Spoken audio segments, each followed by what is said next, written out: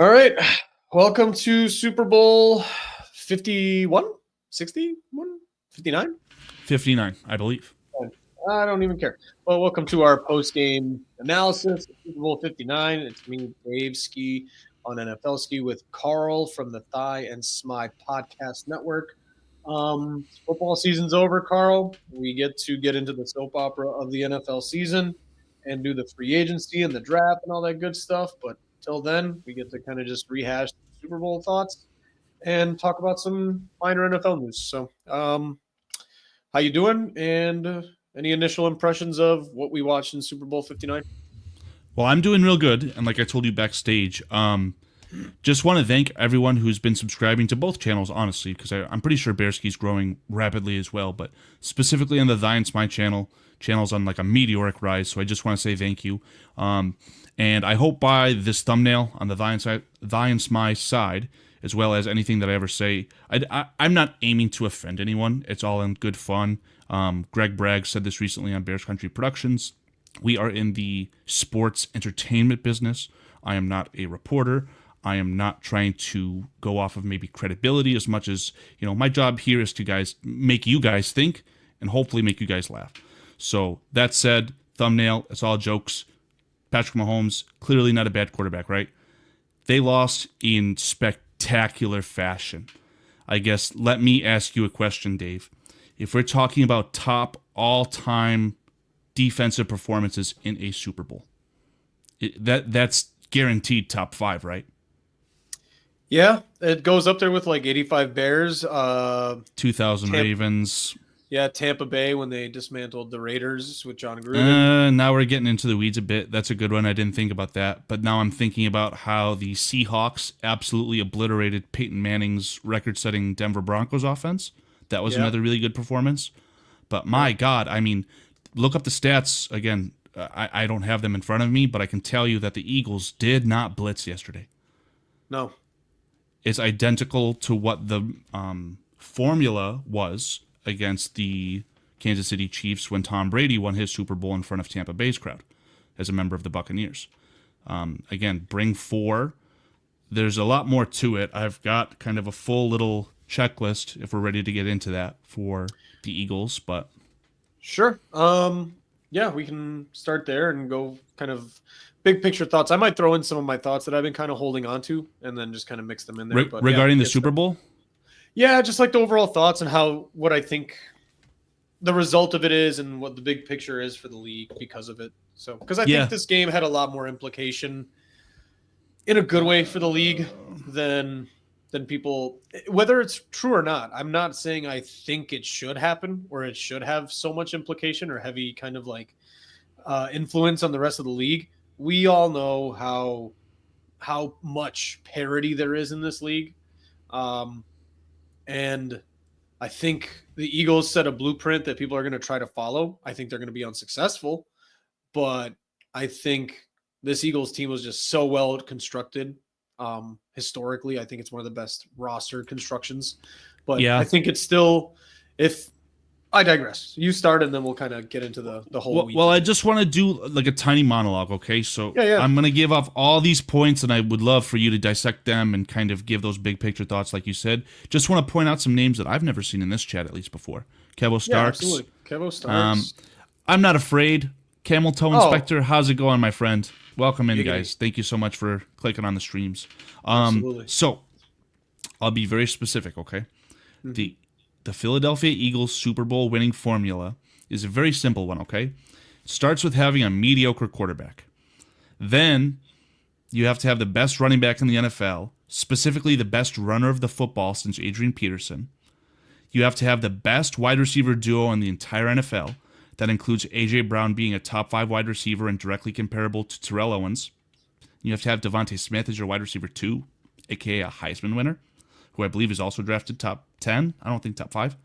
Got to make sure that you have a fully revamped secondary, including striking gold twice on 2 rookie cornerbacks. If either of those 2 rookie cornerbacks aren't as good as they are, I don't even think the Eagles reach the Super Bowl.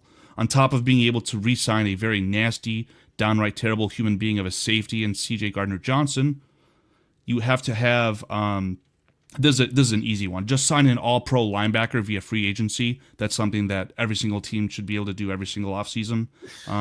You have to have the second best offensive line in the NFL. Obviously, the Detroit Lions have the best offensive line, but you have to just have the second best offensive line.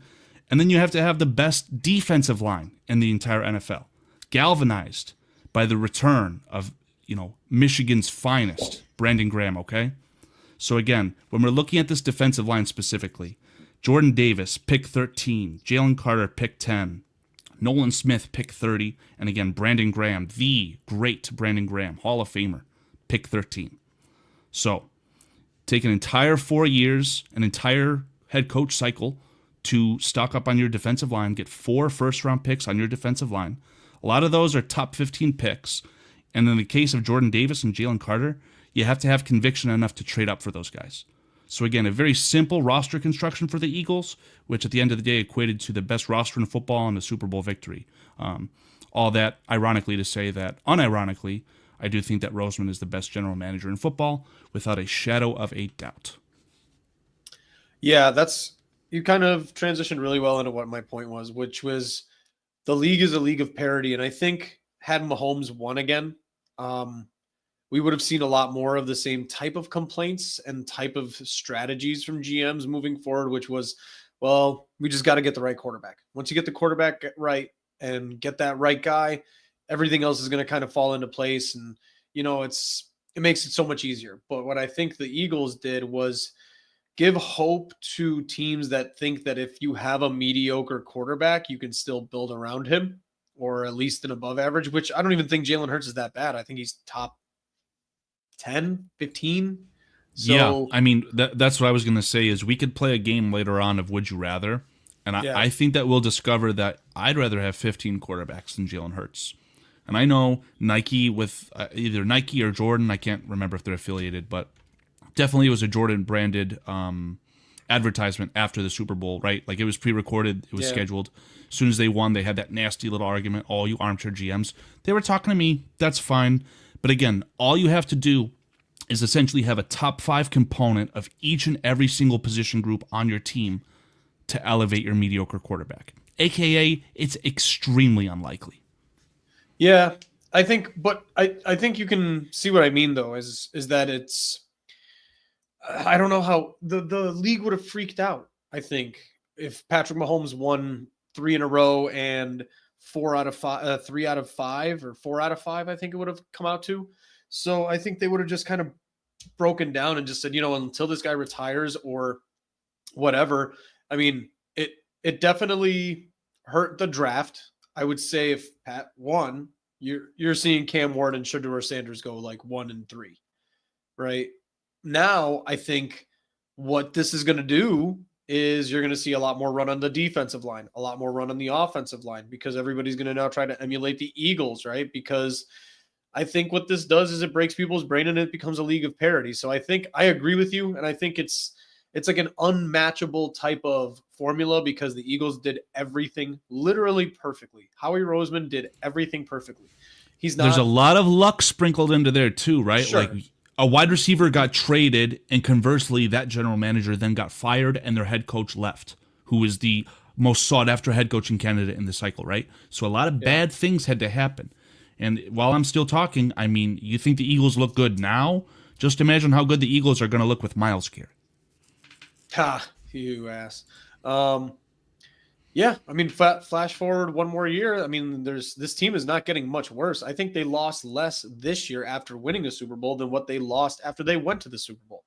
Yeah, they might lose like Kellen Moore, I believe, to the Saints was the confirmed non-rumor. I think even Tom Brady said it in the broadcast where he said, Kellen Moore is pretty much gone for the Saints. It was kind of weird. It was reported that that was agreed upon via Adam Schefter. Like, I think it literally is a foregone conclusion. Which is, again, interesting. But, I mean, I think if they lost, I believe it was Shane Steichen and who else was it? The guy in the Arizona Cardinals, I believe. Yeah, Jonathan Gannon, Jason Gannon. It's definitely Gannon. I don't know the first name, but you got it. So, that, and then the pieces they lost in free agency. I believe that was the year Fletcher Cox retired, and then they lost the other defensive Javon Hargraves. and then the secondary got decimated after that. So it was a weird, year. But I think this Yeah, team is not going anywhere. I that's think why they're I going to made be that right comment there next about. year. Yeah, definitely. I'm just saying, like, that's why I made that comment about the secondary. If either of those rookies didn't pan out perfectly, like, I watched the Eagles get dismantled by Baker Mayfield.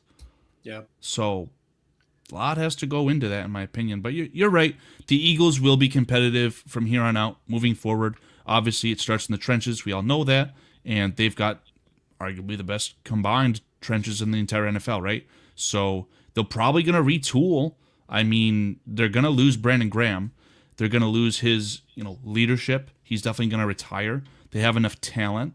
I'm hoping that Josh Sweat is a player that leaves to the Bears in free agency, but they'll find a way to retool, no doubt about it. And we'll see what Zach Bond does, because I know that was a 1-year Flyer contract, kind of prove it deal. So let's see if they can re-sign him, or did he play himself so well out of a contract that Philly could afford? So If I'm the other team trying to offer him a contract, though, like these middle linebackers are, the term is off-ball linebacker, right? These off-ball linebackers are not making insanely ungodly $60 million a year salaries, but at the same breath, like you're gonna overpay for that. I would rather Zach Bond just kind of take a semi-team friendly deal, a 1-1, if you will, with the Eagles, and if he plays good, then say no, I'm not extending, and go from there. yeah, I think he would benefit long term from staying there too, because who the hell knows if any team or defense he can replicate his success there as well. So good for the Eagles, man. It was nice to see, a version of the good guys win it or whatever. I mean, Philly fans are not necessarily the good guys. It's Fentanyl Philly after all. Yeah, they're But definitely not doing good. The city of Philadelphia right now could still be shattered. I mean, the yeah, fans not happy at all. Roster construction, philosophically, whatever. You got it.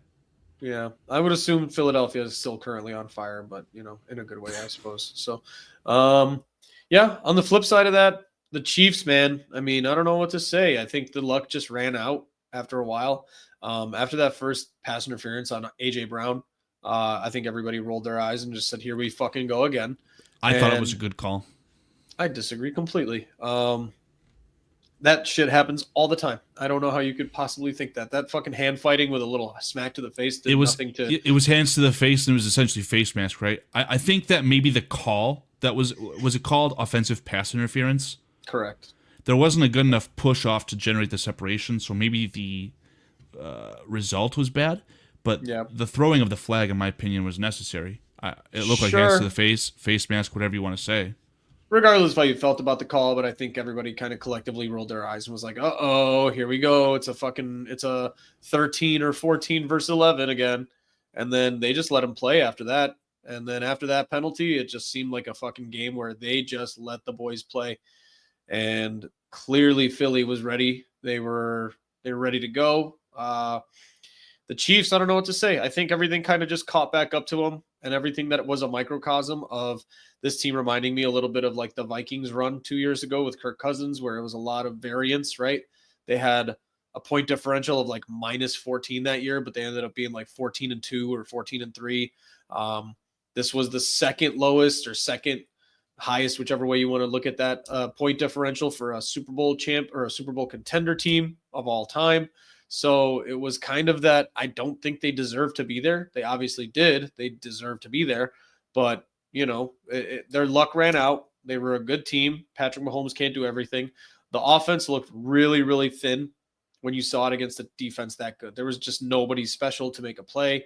When you have front four, it's the recipe to beat any good quarterback, right? Front four, no pressure that has to be added. That the fucking dudes were in the pocket within a half a second every single snap.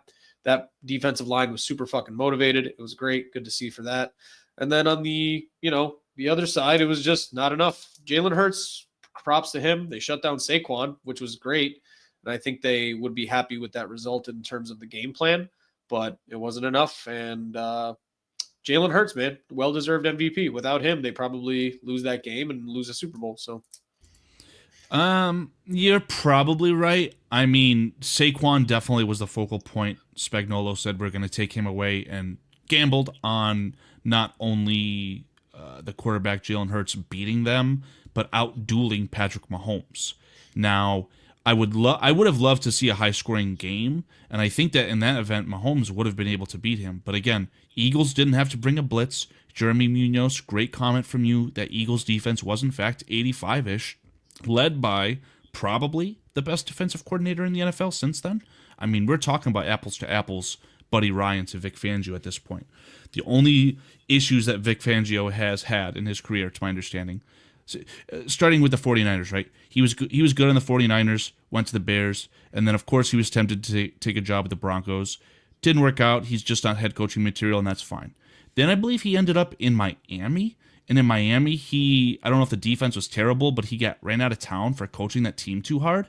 And now on the Eagles, on a team that needed to be coached hard, he's right back to business as usual. You know what we saw with like the 2018 Bears. Like I'm very frustrated at Cody Parkey for robbing us from a potential performance like that, because I absolutely could have seen that Chicago Bears defense replicating what the Eagles did yesterday. And I don't want to go back too much. It sucks to talk about, but I don't know, man. I sent you guys that text. It was kind of, and then I realized even today how much DNA the Bears have with the current Chiefs and Eagles. Let's call them dynasties, the 3 years that the Chiefs and Eagles have been playing each other in the Super Bowl, going back 3 years now, and then this year. Matt Nagy, offensive coordinator for the Chiefs. Vic Fangio, defensive coordinator for the Eagles. Both were the coordinators in Chicago in 2018. Not apples to apples because Nagy was not very good, but I think that could have been almost a hint towards what we could have expected yesterday, and maybe we didn't listen to our own logic. Where are we really talking about Vic Fangio getting owned by Matt Nagy's offensive prowess? I don't think so. Again, I understand Andy Reid calls plays, all that stuff, so it's not the same. But those two guys being connected, going back even 3 years ago, Ryan Poles being the assistant GM in Kansas City, then ending up, being in Chicago. Ian Cunningham being the second in command under Howie Roseman, or I believe the third in command under Howie Roseman, then moving to Chicago. And it kind of blows me away how those two guys, being the top two guys making roster moves together, haven't emulated what they learned in their respective cities. Draft linemen fucking early, build offensive line, build the trenches, and they didn't take their own things that they learned in their cities and put them in Chicago, which, we'll always talk about football nationally through the realm of the Bears, but it kind of pissed me off in retrospect today, thinking about those connections and then that not working out. Yeah, like I detailed, though, I think Brandon Graham was drafted 10 years ago, if not more. And then in addition to having, let's say the Chicago Bears do what I want and they acquire Mason Graham, right? He's the heir apparent to Brandon Graham. Now, let's go future 7-8 years. Now the Bears will have to draft three linemen over 2 drafts from one of the best college defenses that the college game has ever seen, right? So I don't want to call this lucky, because the way that he's constructed the roster, they've been competitive probably for the last decade, and obviously have won a couple Super Bowls with different quarterbacks, different kind of overall construction, but the bones are still there. I don't know. It's just not something that I think is very easily replicable.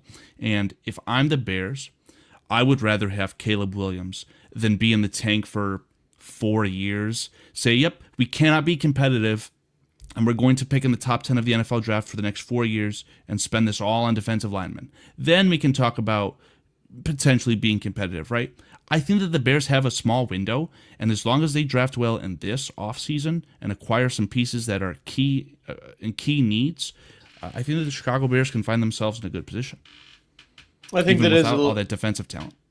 I think it is a bit of a sliding glass comparison with the two teams. Where would you rather have Justin Fields still be here with a dynamite offensive line and a running game, or would you rather have what you have now, which is Caleb Williams and trying to fix the line around him with a good coach? So I agree with you personally. I think the future is still exponentially higher, the top potential of what your team can be.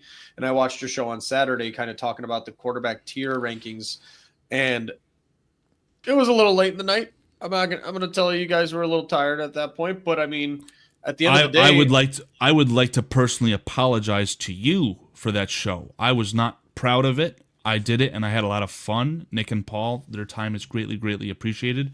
Wasn't my favorite show for myself. fair enough. I mean, I didn't see anything wrong with it, but in terms of watching the NFC power rankings of those quarterbacks, me and Paul have had this kind of thought experiment for so many months at this point where I don't understand why quarterbacks in the AFC just keep log jamming themselves in the AFC. And it's just these final 4, 5, 6 teams are always just beating each other to death with these amazing quarterbacks in the AFC. And, again, was it ever potentially possible where, the rumors that Lamar Jackson could have gone to Atlanta for an example. If Lamar Jackson was on the Atlanta Falcons, depending on what they were putting around him, he's at my NFC championship quarterback for the next 4 years. At least he's there. He's having a chance to compete in the Super Bowl at some point. Whereas with, I think Caleb, it's just right there for the taking, dude. Like, you have the best potential offensive mind in the NFC right now. You have the best potential, quarterback to coach pairing. You have the talent there. Say what you want about Jaden Daniels. He's right up there too with the potential, but him and Cliff Kingsbury versus Justin and Ben Johnson on paper, I'm taking Caleb and Ben Johnson. And, Dan Quinn is Dan Quinn. He's great, but it is what it is. I think that is that sliding glass doors moment and a good comparison of what we saw in the Super Bowl. And that was kind of my segue to ask you, did you see what I saw in the sense of are we going to see a little bit of change in the way that I'm not saying it's correct. I'm not saying they should be thinking this way, but how NFL teams are, how these owners are, how these GMs think. Do you agree with my kind of analysis a little bit in the sense of, I think if Patrick Mahomes wins this Super Bowl pretty much single-handedly yet again, you're seeing Cam Ward go 1, you're seeing Shador go 2 or 3. Whereas now, I think people saw offensive line domination, defensive line domination. I think what they saw was Kansas City struggle with their offensive line. Once Chris Jones went out, they struggled with their defensive line.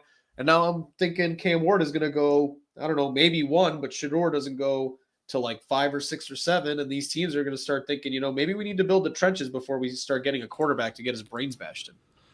I don't know if I'm willing to do another mock draft to kind of see this argument fully through, but what I will tell you is that I'm certain that I saw that there were rumors, substantial rumors of the Titans wanting to trade out of 1 before the Super Bowl.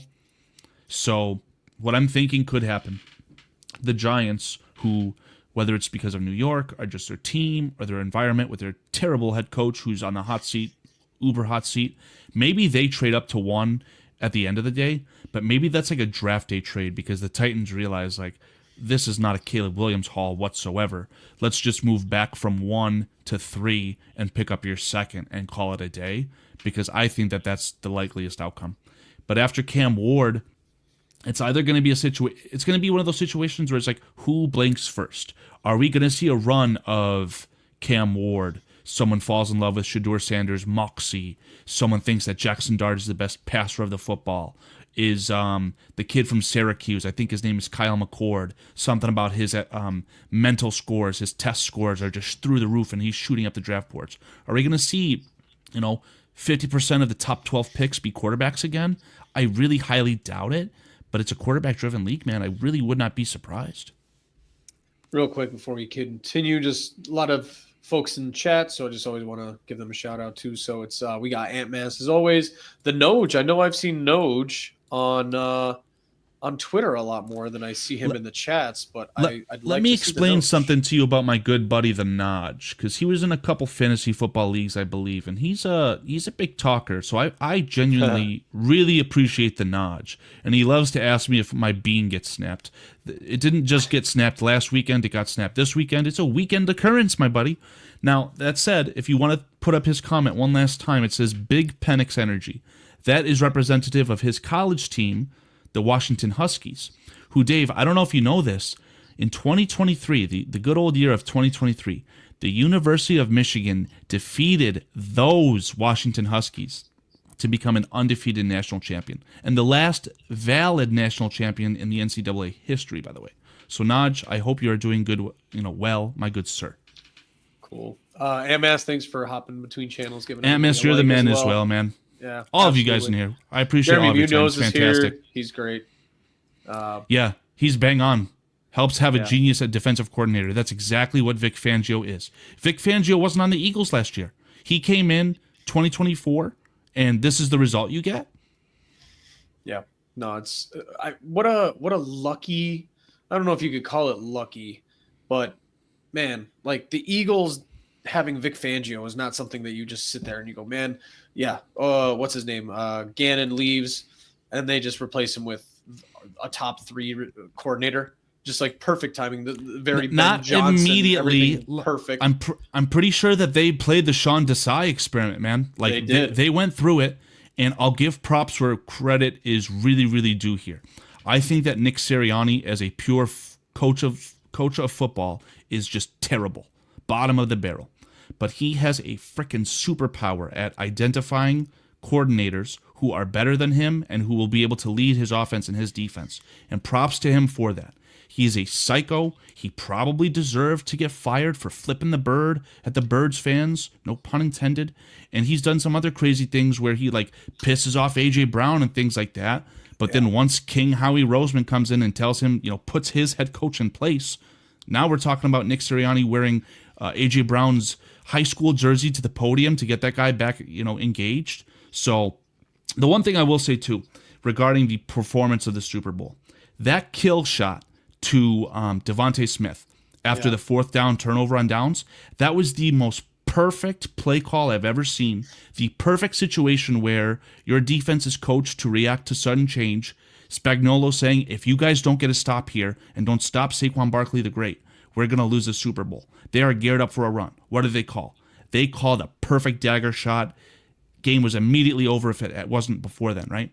But I want to know, was that the offensive play caller? Was that Kellen Moore? Or was that Nick Sirianni pulling on Mike Tomlin saying, I need the kill shot? Like, I would love to know what the outcome of that was. Yeah, the fly in the room on that one. They might kind of talk about that over the press. Yeah, there's always that documentary, right? Like we saw Nick Foles sign off on the Philly special, whatever it was called. Yeah. I think he's would the one love who to see some sort it of even. Exactly. So that's the type of moment I'm hoping to see from some sort of documentary, man. Yeah, me too. Daniel Jeffries just joined as well. He's great too. So thanks for joining, buddy? Everybody. So yeah, that going back to like what we were talking about though. Can I wrote something down for you, and I kind of want to see your reaction, maybe more than commenting on each Super Bowl. I don't know. So I have the last 10 Super Bowls. That might be a little too far, but this is where I feel like the league is kind of a league of parity, and I can give you all the last 5 to 10 winners of each Super Bowl, quarterback wise. I can give you the winner, the loser of each Super Bowl. How would you prefer to hear it out? Whatever you think is best. Just present your argument, and I'll do my best to play along.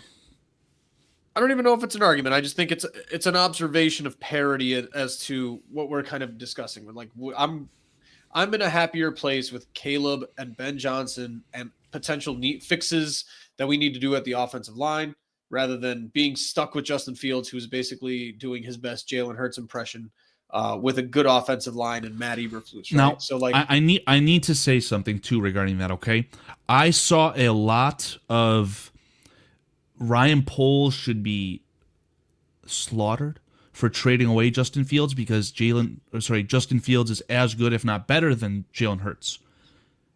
Step 1, Jalen Hurts is not a good quarterback.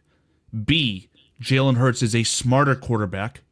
His brain is a better muscle than anything that Justin Fields has, right? So again, another true apples to oranges comparison regarding Jalen Hurts, Justin Fields. But go on. Jalen Hurts played more like Lamar Jackson yesterday than Justin Fields. So let's not get that confused or twisted in any way, shape, or form. Like perfectly said. It was 190 and 2 touchdowns with 70 on the ground and a rushing TD. That's a Lamar Jackson stat line. Much more than that would ever be a Justin Fields stat line. Flip those numbers for Justin Fields: 150 yards rushing, maybe in a magical Super Bowl, and then 75 yards passing. So I don't want to beat that dead horse. You're bang on. Yep. So the last 10 Super Bowls and just the quarterbacks that won. So again, I'm not really talking about the way they won or what the team looked like and stuff like that. But it's just it made me think of where the league is and where it's headed. So this most recent Super Bowl, Jalen Hurts defeating Patrick Mahomes.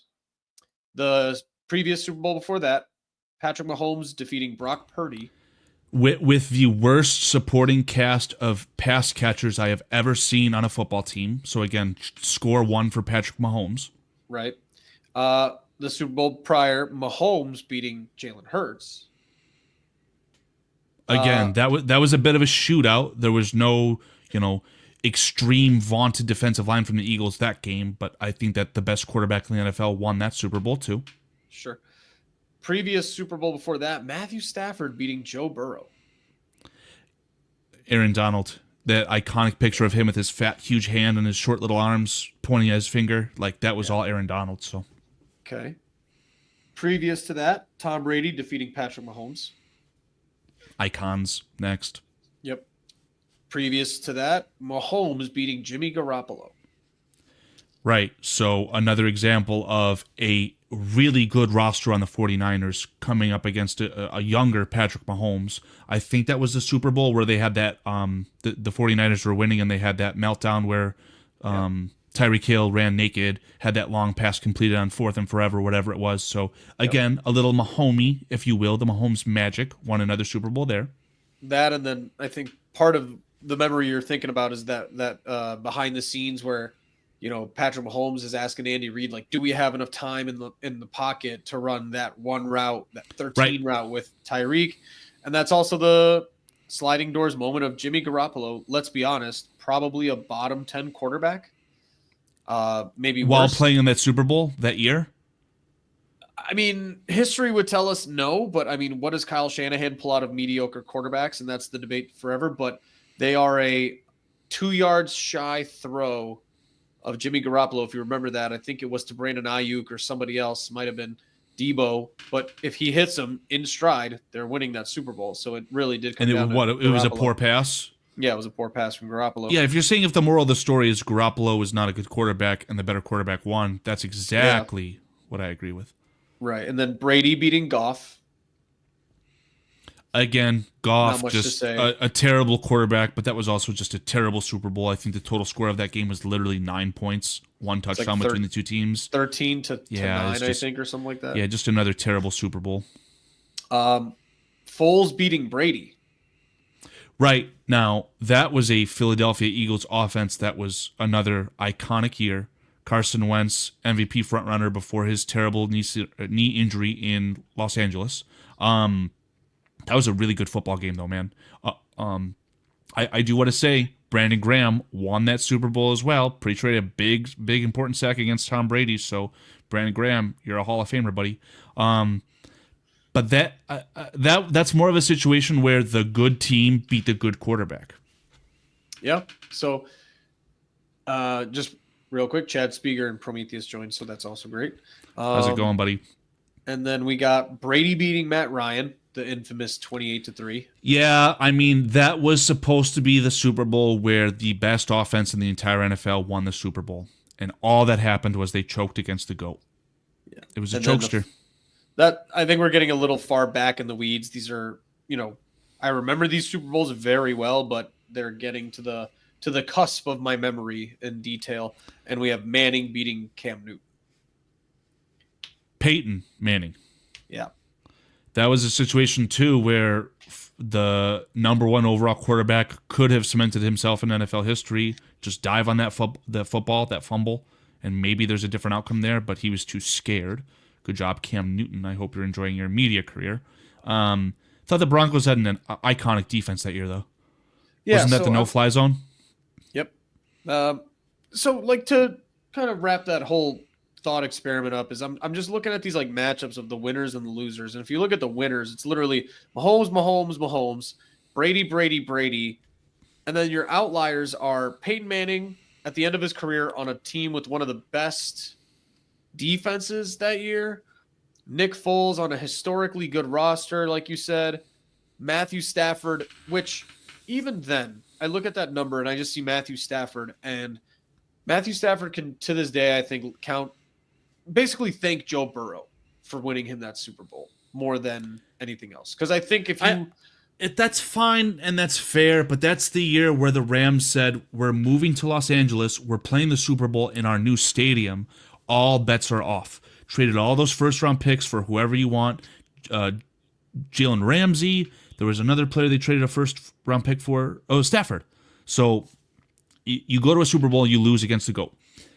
The iconic best head coach currently in the NFL, Sean McVay, said, I need an upgrade at the quarterback position to have my offense run through. He got it. Matt Stafford wasn't as injured as he is now, and he played great. I think that the main story of that, though, is that was the game where we discovered, if we didn't already, that Aaron Donald was the best football player of our generation on defense. Like, he was a scary football player to deal with in that Super Bowl. Yeah. And that I don't season. know, man. I just look at the variety of losers on my list here, and it's just all the names are different. It's Mahomes, Purdy, Hurts, Burrow, Mahomes, Garoppolo, Goff, Brady, Ryan, Newton, right? You look at this list, and it's just there's plenty of good teams on here, but the quarterback ends up being the outlier of the loser side. Whereas when I look at this list on the winner's side, there's 4 names Hall on of here. Famers. There's 4 names on here that is not Mahomes and Brady. And one of them won yesterday. So before that, it was 3. It was Stafford, Foles, and Manning in the last 10 years. Well, take your argument and just reshape it a tiny bit. Get rid of Foles/Wentz and get rid of Hurts and add Howie Roseman. Sure. So now we're talking about true GOATs, the 2 best quarterbacks of the last couple of generations. Yeah. Well, so, Stafford, that's ironic. Stafford and Manning, first overall picks. So are the Chicago Bears going to end up with a quarterback who wins several Super Bowls, goes to multiple Super Bowls, and splits the series? Or are they going to be that one and done? First overall pick, you get your Super Bowl, and that's it. You fade off. Now, Peyton Manning, he's a Hall of Famer. Matt Stafford, fringe, probably a Hall of Famer. But if you told me that we drafted Matt Stafford and we get that one Super Bowl, that's all I need. I'm still holding on to Super Bowl 41. Give me the one fucking ring. Just like how I'm giving Naj the bullshit about Michigan. All bets are off, man. Just give me the one. I will say there's, to kind of contradict that point, though, Newton, first overall. Matt Ryan, first overall. Jared No Goff, shot. Matt overall. Ryan was not the first overall pick. And he was in an iconically good offense. Matt Ryan, the quarterback of the Falcons? I'm certain that he was not the first overall pick. Second overall pick? I thought he was 3rd or 4th.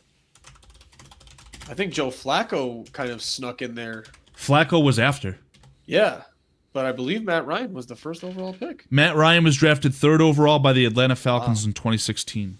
Got it. Okay, my mistake. So we got Newton. No problem. Goff, Burrow. Yeah, so you're right. There's more first overallers working out. It's pretty much like a 50-50 split on that side. But I don't know. I think everybody's overreactionary today, and even I was, where I do think it's a good thing for the league, for a team built the right way to win, more so than I give a shit about who won, if that makes sense. I didn't really have a dog in this fight, but I'm glad to see... I am not happy with the result. Well-constructed team win. Yes, I'm not happy with the result, and I would not have been happy with another result. It was a lose-lose situation to the fullest extent yesterday. Yeah, I just don't want for my money. I think what it does though is it really it still does more good for the league than Patrick Mahomes winning. I do respect the greatness. I do respect the coolness. I do respect all that. I don't need Travis Kelce to celebrate it in the middle of the field with Taylor Swift and fucking Patrick Mahomes coming out here with his MAGA girlfriend, like fucking making out on the logo and fucking, you know what I mean? I don't need that shit. I'm happy that a good, well-constructed team came out, beat the shit. And that's part of it that makes me so excited about it. It wasn't a close game. It was a dog walking. It was an absolute boring fucking game. It was a horrible game. But it kind of just went to show. And even going back into week 15 and 14, I don't know if anybody's seeing this out of Philly. I don't think anybody predicted this level of a dog walking through the fucking playoffs. They dog walked everybody. That's correct. No, absolutely no one thought of that. I mean, it So ended up being quite simply a generational run from that team, specifically their defense, right? Because I'm pretty sure they had some. I don't know what the overall points, not point spread. I can't think of the term, but there was a statistic that I saw today, essentially regarding the Eagles and this performance in the playoffs that really like jumped off as almost being like legendary. So yeah, it was just good to see. I prefer this championship DVD over the Chiefs one. The Chiefs. yeah. What was the storyline? Oh, nobody believed in us to three-peat. Well, I told you Nobody thought about. Fuck off, you. For the fucking one dude. Super Bowl, I don't know what the storyline would be, but I on Saturday detailed what the overall storyline was. It would have been is Patrick Mahomes get the three-peat.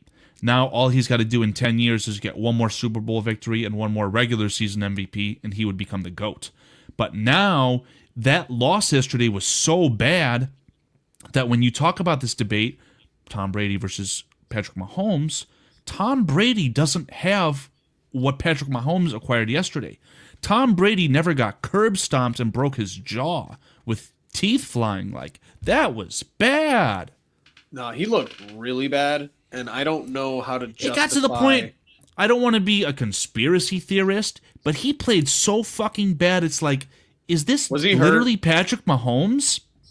And then at the end, in garbage time, whether there was some sort of incentive for worthy or whatever they were trying to do, the ultimate fuck you throw, like, why didn't you start the game with that? Yeah, it made no sense. Yeah. A few things in the comments here because these kind of stuck out to me. Chad saying, go get Josh Sweat and Milton for a DT. I believe Milton's also on the Eagles, that he's a free agent, correct? They're both free agents. The likelihood of them both leaving at this point is 0. Now, let's talk about... real quick, to kind of go through these comments. Trey Smith's value took a hit. I think just I want to bring that up. As I said, real quick, and I do believe that, Chad, as what I said about us overreacting to how the NFL is going to reshape its like model and structure looking at Philly, I think saying let's go get two guys who just won on the team because they won, and then saying Trey Smith is bad because he lost and his value took a hit, I think both things are also overreactionary and not necessarily true. I still think Josh Sweat is fine. I don't want him on this team as much as I think Carl does.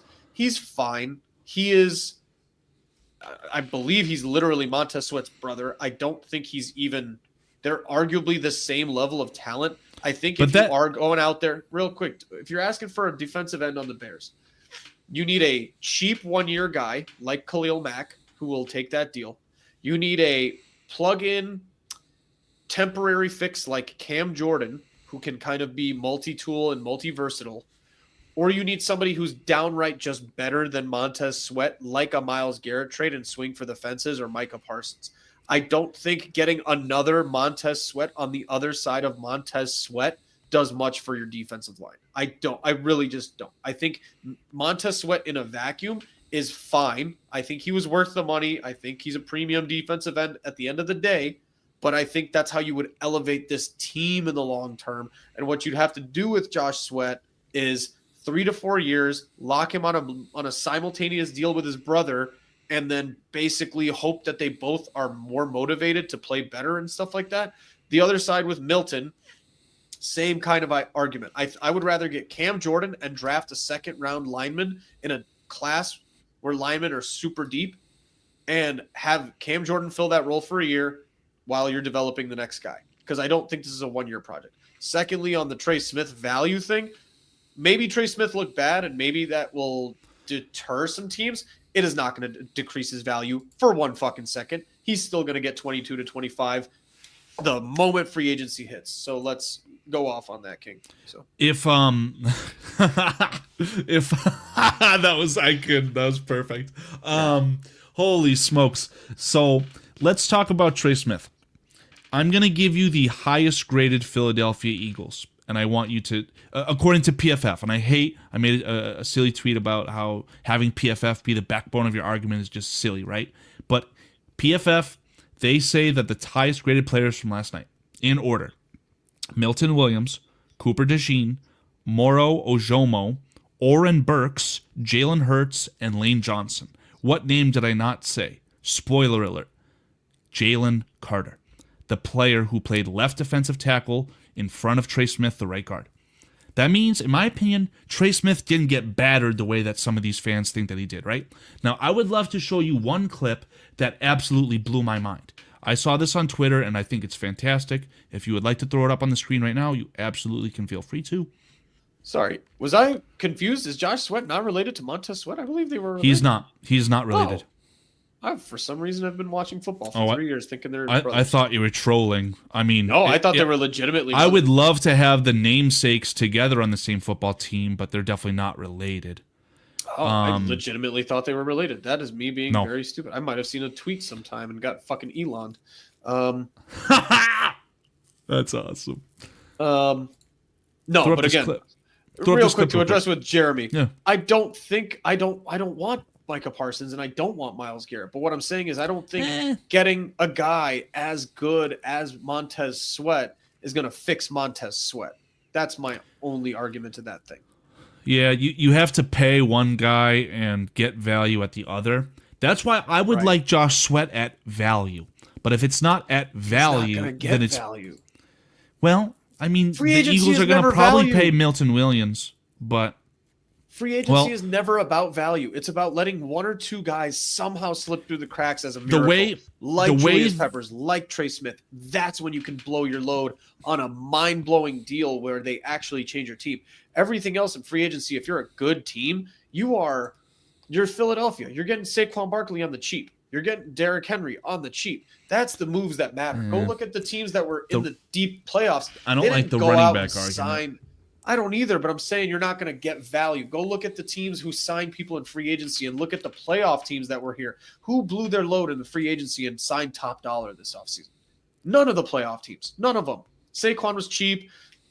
Kansas City didn't pay anybody. They got DeAndre Hopkins for pennies on the dollar. They didn't pay any linebackers, defensive line. They didn't pay anybody. It's all homegrown talent. You're not doing free agency as like you're going to go get your star defensive end on the value opposite Montez Sweat. I wouldn't call Josh Sweat a star. He's very good. All I'll say is that the way that you could get him at value, him being Josh Sweat, would be if what I'm seeing being presented to me in my research is leading me to believe that the 2025 NFL draft class is chock full of quality defensive ends. So if everyone in the NFL who would be vying for a Josh Sweat says, you know what, I'm going to go young, I'm going to get a player who I think will end up being better than Josh Sweat, I see what you're saying. Then maybe Josh Sweat gets the odd chair out. The clip that you're about to watch, okay, this is very startling. I don't know. Can you see my mouse cursor if I click on this? I cannot. Nope. Okay. Patrick Mahomes. Oh, now we can. Now we can see it. Yeah. Excellent. Okay. Patrick Mahomes, number 15. Above him is Creed Humphrey. To the right of him, Trey Smith. I want you to keep your eye on Trey Smith, and I want you to ultimately end up seeing what happens via number 3, who is a scrawnicher outside linebacker, in my opinion, in Nolan Smith, okay? Just watch what happens with 65. Keep your eyes on him, everyone.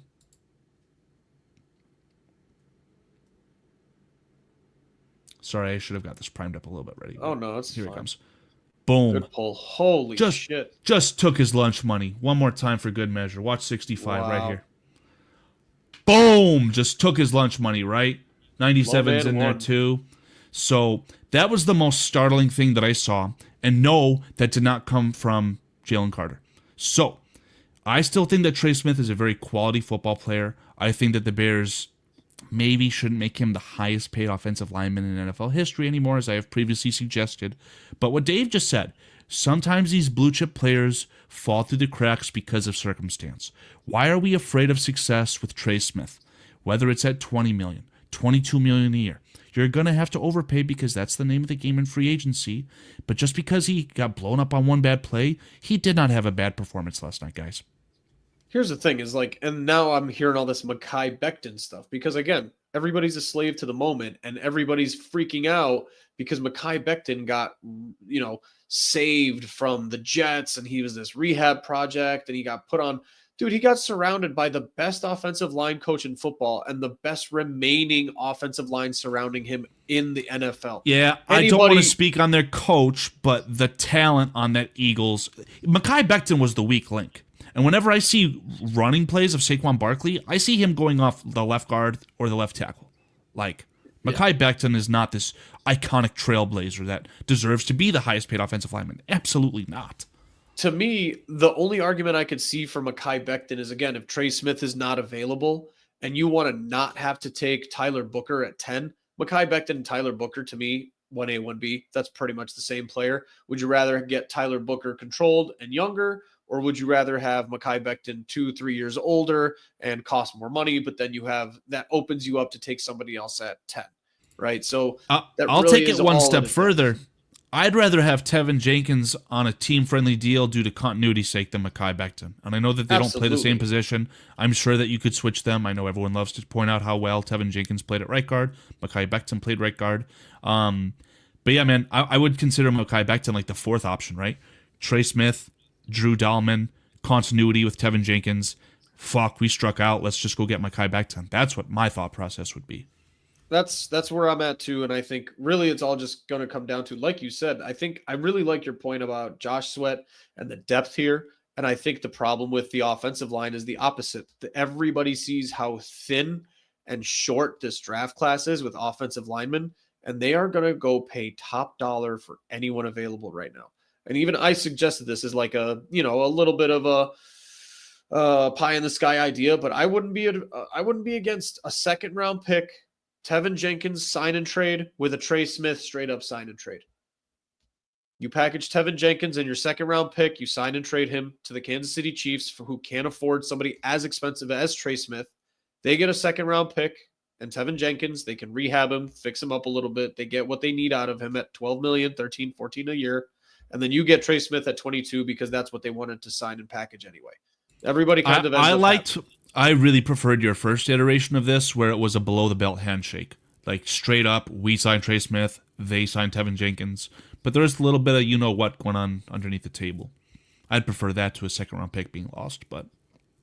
I agree, but sometimes you got to, like you said, you got to overpay for Trey Smith. I mean, I don't know if Trey Smith, if they do want to manipulate the market, which they easily could, I think absolutely in a heartbeat, the Patriots would trade a draft pick for Trey Smith. I think the Washington Commanders would trade a draft pick for Trey Smith. Shit, I think Houston would trade a draft pick for Trey Smith. So it all just depends on how that market shakes out. If that's what you'd have to do, I'd be okay with it. The below the belt handshake is much more preferred because I think that's just like a perfect player swap almost, right? It's but if you could, in terms of dollars, throw up the Najis comment about something mattering. Because I just love it. I think that's fucking hilarious. Yeah. He's spot on. Testicular fortitude absolutely does matter. Credit to you, Naj. I know that you said that you're heading out, so I appreciate you, buddy. Thank you so much for spending your time with us, man. Naj, thank you. And leave Cole Kmet alone. I don't know what he did to you. I don't know if he fucked your mom or something. Yeah, I don't know if something happened on the Notre Dame side, man. I don't know. He's obviously a Bears fan, a very passionate one. Yeah. And if he feels a certain way about Cole Kmet, whatever, but I love the guy. Yeah, I like Cole Kmet. He's fine. I think he needs to shut up and play some football real quick, but, chill about too much podcasting. Leave it to the professionals, Cole Kmet. Yeah, a little bit. I'm not going to lie. Also, the attachment of CHGO kind of makes it worse. I would almost respect him more if he was a solo guy. We went there last week. Let's just not go there. Yeah, you're right. Yeah, so whatever. But, yeah, dude, I mean, I think it's going to be an overreactionary Super Bowl as they tend to be.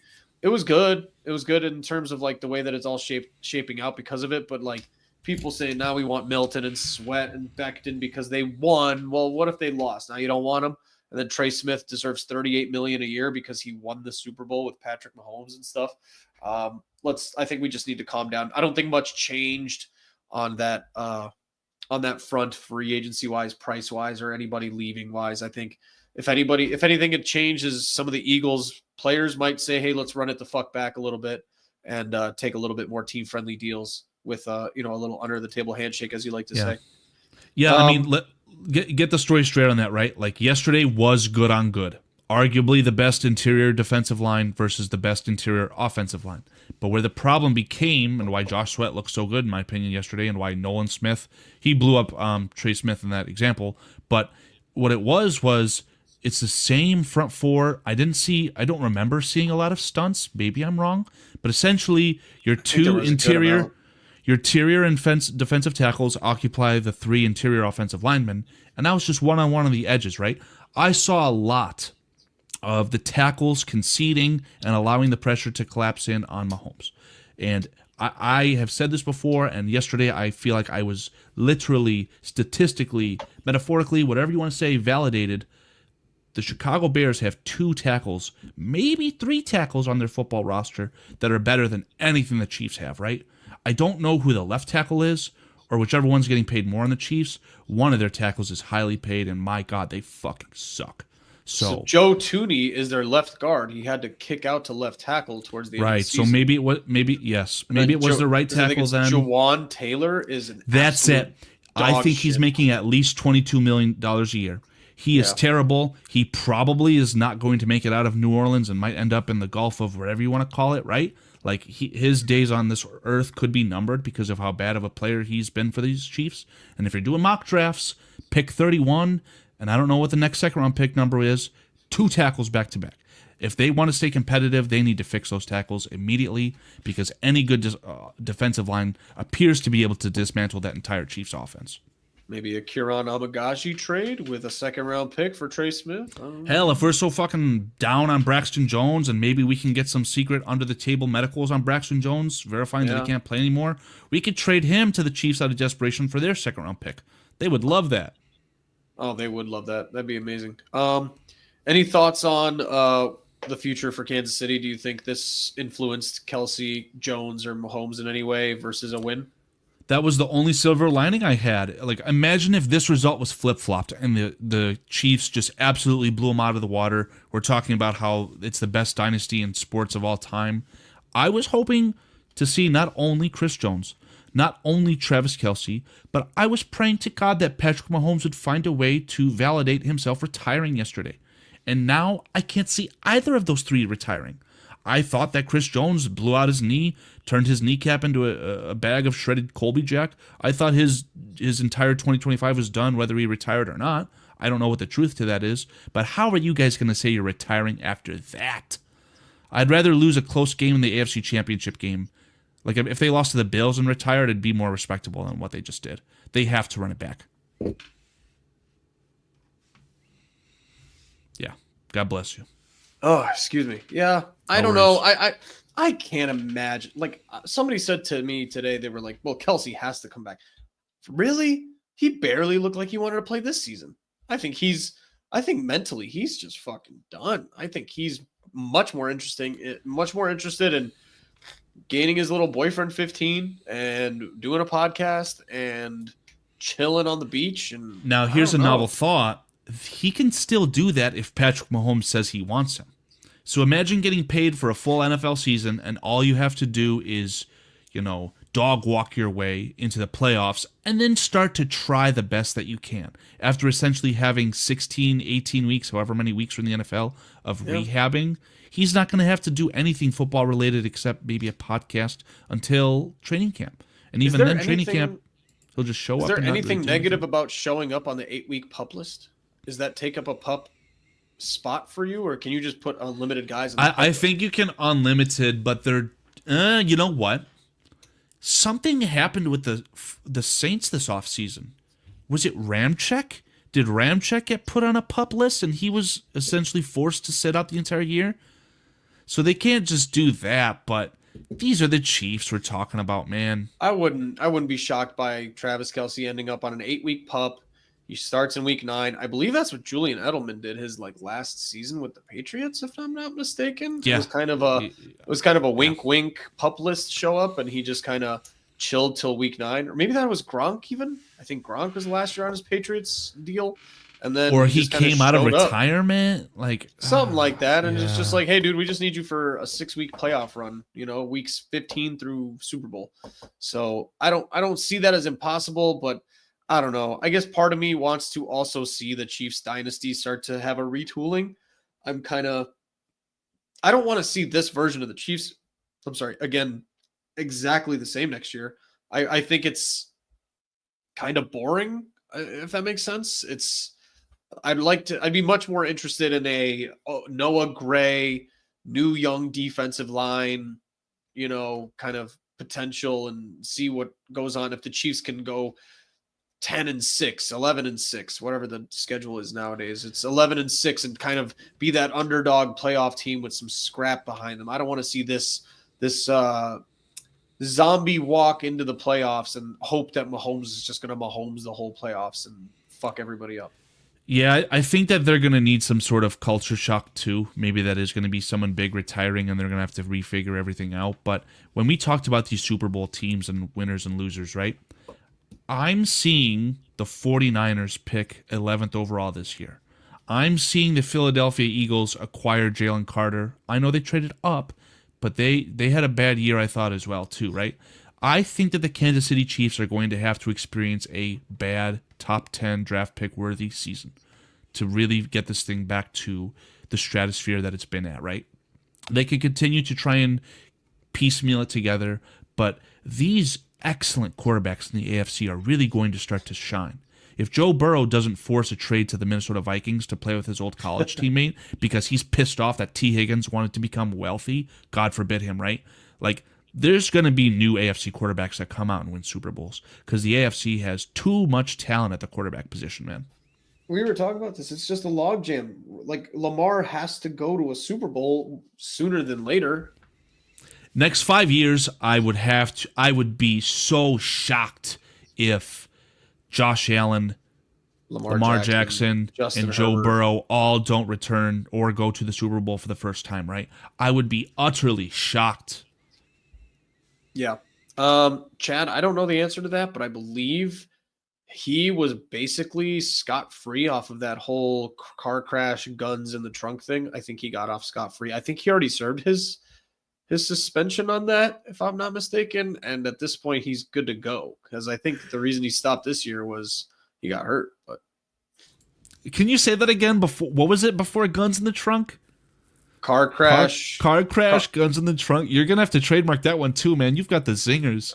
That was hilarious. Him on me today. I mean, I did also just state exactly what happened. He got into a fucking massive car wreck and then ran back to go. Hey, I was told, telling people exactly what happened, especially as it pertains to Jalen Carter, you got to be more sensitive. So I'm gonna try and taper off on those bits. Yeah, I don't think Rashee Rice killed anybody like Jalen Carter. Now, I was informed by a human who knows very well what the letter of the law is. I was informed that Jalen Carter, by dictionary, is not a murderer. And again, if I say something that offends you, I don't know if anyone was in here when I started this, right? He's a slaughterer of a man?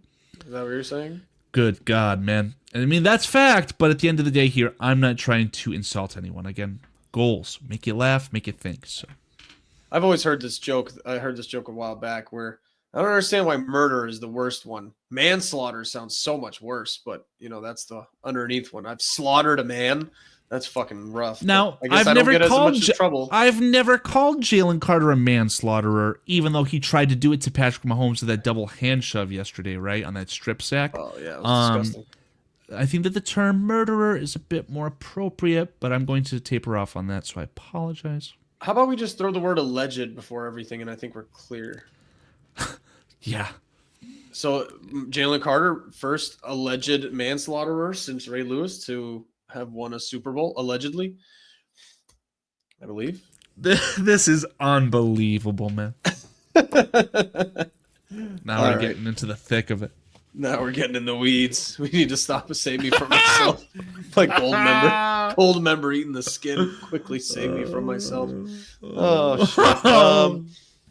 Yeah, so I don't know. I'm ready for a new iteration of the Chiefs, and I'm ready for something in the AFC to kind of break through the log jam, like you said. I got nothing more on the Super Bowl, man. I think we've all experienced everything in detail, and I think we're overreacting to it the next day, just the way. Jeremy, we are not going to go there. I think if any, that's woo. We're talking. I'd rather talk about some more murders. You got any more murders to talk about? I'd rather talk about those. Yeah, man. I mean, there was a couple attempts at one pertaining to the Orange Man, but I don't want to touch that topic with a 10-foot pole. So me neither. So yeah, Jalen and Jared verse. I mean, hindsight's 2020, but technically, the last show we did was before the NFL honors. I don't know if you know the exact recipients of everything. Not in specifics, but I believe defensive player of the year. Your offensive rookies and offensive rookie and defensive rookies of the year are none other than Slenderman, Jaden Daniels, and Jared Verse. Offensive MVP or offensive player of the year, Saquon. Defensive player of the year, this is the most surprising to me, Patrick Surtain, the second of the Broncos, is your defensive player of the year. MVP, another shocker to many, Josh Allen. Yeah. The official MVP. And let me be the first to say with this Bears logo on my head, Jim Miller voting Lamar Jackson at 4th place, you are a god. Thank you. I guess. I mean, I think we're heading into Lamar Jackson, Michael Jordan territory where he could be MVP every year. No. Statistically, he could be MVP every year. POV, you have 2 top 10 tight ends, a wide receiver room littered with first-round talent, the second best running back in the NFL, and a top 5 offensive line. Ladies and gentlemen, your MVP. I get it. I'm just saying statistically, Michael Jordan was never the best defender. Numbers. No, exactly. That's what I'm saying. Josh Allen pulled a miracle. Figures lie and liars figure. I love it, and it's not from oh my God, I can't think of names right now. Who's the head? Riverboat Ron. It's not from Ron Rivera, but he's the one who gave that quote to me. Yeah. No, I think, by the way, Chad wasn't talking about Jaden. I think he was talking about Jalen Carter and then Jared Verse because we had opportunities for both. Right. So we'd have Jalen Carter, but then we wouldn't have a right tackle. So we'd have to fill 5 positions on the offensive line in one draft. Wink, wink, nudge, nudge. It's not happening. And then Jared Verse, instead of Roma Dunze, we'd have Jared Verse, okay? We've got a DJ Moore, wide receiver 1, who's perpetually injured. Keenan Allen, who's walking. And what else do we got? Oh, Tyler Scott can be our wide receiver 2. We would be so fucked without Roma Dunze. We would also, be fucked. I get it. I'm not saying it. I'm not even questioning Chad's opinion on it or anything like that. I just mean more of, if you want to be more Bears than ever, go have Jared Verse, Jalen Carter, this defense, plus nothing on offense. Like you want to change the way you look at the Chicago Bears for maybe 1 year of your fucking life, as opposed to we'd be back to Rex Grossman at this point and having Tyson Bagent out there throwing Tyler Scott if you had Jalen Carter and Jared Verse. So I hate to break it to you guys. I liked the Super Bowl halftime show, by the way. It was fine. Nothing bad about it. It was not my favorite to watch, and purely from an entertainment standpoint. Now, was it funny that Kendrick Lamar called Drake a pedophile on the world's biggest stage? I adored that. It was fucking hilarious. But the actual performance, I could have fallen asleep. Yeah. I mean, I recognize 2 or 3 songs, and I consider myself somebody who knows some Kendrick Lamar. I told my girlfriend in the middle of it to turn her phone off because I suggested that she was on TikTok, and she got very mad at me. But yeah, no, it was fine. It was a net positive to me. It was better than it was worse, so it was fine though. Like you said, more funny as hell than anything else. But yeah, the one argument I've heard is it would have been great for Lil Wayne to be back in New Orleans, where he's from, and do a really good concert there. Yeah, did you see that from that old man Skip Bayless? Like he was boycotting or something? Who cares about that? I mean, they went with the guy who won the Grammy, right? I don't know what the Grammy was, but he deserved it. You can't get mad at that. Yeah, no, it was fun. It was a fun Super Bowl. That was, you know what it was? It was a social media Super Bowl. That's what it was. Oh my God, yeah! And then the NFL posted the clip. It was crazy. Crimson said the game over and the crowd was diabolical. Welcome in, by the way, Crimson. What it actually was the crowd in unison saying A minor. That was hilarious. Yeah, if you don't know the song, and then I don't know if you saw Kendrick had a lowercase a on A minor. Correct. That was fucking awesome. That dude's well thought out, buddy. Yeah, like Crimson, diabolical. Drake had to run away to Australia to get away from it. It was fucking hilarious. Yeah. He's literally in Australia as we speak. It's fucking awesome. Way to bully Drake, dude. Good for you. Bullying. This is 2025, the year of bullying. So far it's working out for everybody. The summer of George, the summer of bullying. Yeah. Next video, we're gonna see Drake standing next to George McCaskey at the Virginia McCaskey funeral on Wednesday. Oh God, that'd be. Is he gonna? Never mind.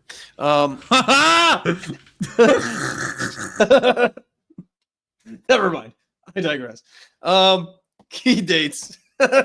Key dates. This is where the soap opera of the NFL gets really good. Well, you know what? One piece of NFL news that was official, that was fun. We could talk about that real quick. Aaron Rodgers officially out. You did it. You got to it. Yes, I love it. We can get to the crackpot theory time. Okay, so Aaron Rodgers officially kicked out. I love it. Fuck them. Fuck the Jets. I think people like to. I've been on this shit for a little bit, and I want to say people are being too dismissive of Aaron Rodgers, not because I think he matters, and I don't think he's good, but he's still, at worst, the 25th best starter in the league. At worst. And on a good day, he can round himself up to the top half, like 16, 17, 18. So to dismiss the fact that Aaron Rodgers is a full-on free agent again, when there are teams like the Vikings, when there are teams like the Steelers, when there are teams like the Browns that desperately need a quarterback, Aaron Rodgers is a diva, and he's money hungry, and he's a bitch, and he can fuck off. But if there is an ounce of Aaron Rodgers that isn't self-centered for 1 year, I could see this being his swan song, where he goes and takes like a league veteran minimum or something near it to go to a team that can compete. On the Jets side, clearly this is Devontae Adams on his way out. They probably paid a second-round pick to get him. They're probably going to get back a fourth-round pick to get rid of him. But all in all, what a catastrophe with the Jets.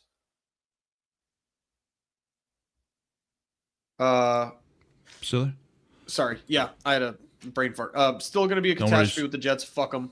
But I don't think Aaron Rodgers is just like going to swan song and disappear. I mean, there's going to be a lot of moving parts. Even Chad kind of had that's a good one too. If the Niners aren't necessarily dead set on paying Brock Purdy, and or if they need a backup for Brock Purdy, I think that's in the cards. So move on. Anyway. Great job, Chad. That definitely is a position where I could see Aaron Rodgers having the most success out of any potential suitors. My theory here is that Kevin O'Connell, who won the Coach of the Year, he had a speech where he essentially said, I'm looking forward to success with the Vikings, and I know that Sam Darnold will be a part of it. But maybe, just maybe, Sam Darnold is going to have outpriced himself for the Vikings, and the Vikings will feel that they're ready for the J.J. McCarthy experience. So what are they going to do? Maybe they'll bring in an Aaron Rodgers in a time is flat, history repeats itself situation, get him on a cheap contract, but then Aaron Rodgers outplays the kid in training camp. And you say, you know what? Why would we waste Aaron Rodgers on the bench? Let's just see what we can do, and if it doesn't work out, we'll go to J.J. McCarthy. That's what I'm thinking that we're going to start seeing. It's one of those things, again, I think people's memories are so short. Are we absolutely positive that Sam Darnold in a vacuum is better than Aaron Rodgers currently? It depends on the mobility of Aaron Rodgers, because if Aaron Rodgers is playing where he's medically cleared but not physically cleared to play with that Achilles injury, if he can't manipulate the pocket whatsoever, his career could just be finished, right? Because that was the strength of Aaron Rodgers. He maybe didn't have the strongest arm, but he refined his motion to be able to throw the ball very, very far and very, very quickly, the quickest release in the NFL, potentially NFL history, right? But his magic came from outside of the pocket. Not by running for 10 yards like a Justin Fields, but for throwing for a 70-yard touchdown when it mattered most. So if he has any of that in him, maybe as just a pure passer of the football, he's just still outright better, but Sam Darnold would have the mobility. But if there's a little bit of comparison there, then absolutely Aaron Rodgers is the better quarterback. I mean, on a 100-point scale, Sam Darnold in a vacuum is an 81 and 82 for using Madden numbers. Aaron Rodgers is a 78, 79. I mean, we're not taking in a vacuum a drop off that bad. It's just I just don't understand the Aaron Rodgers won't find a team next year argument, and then Sam Darnold is about to get paid $50 million. Are we all fucking smoking crack pipe, Carl's magic crack pipe? You nailed it. You nailed it. Everybody, that's the argument right now. I think that's how everybody's presenting it. Aaron Rodgers can't possibly find a team to take him, but Sam Darnold's about to get $40 million a year.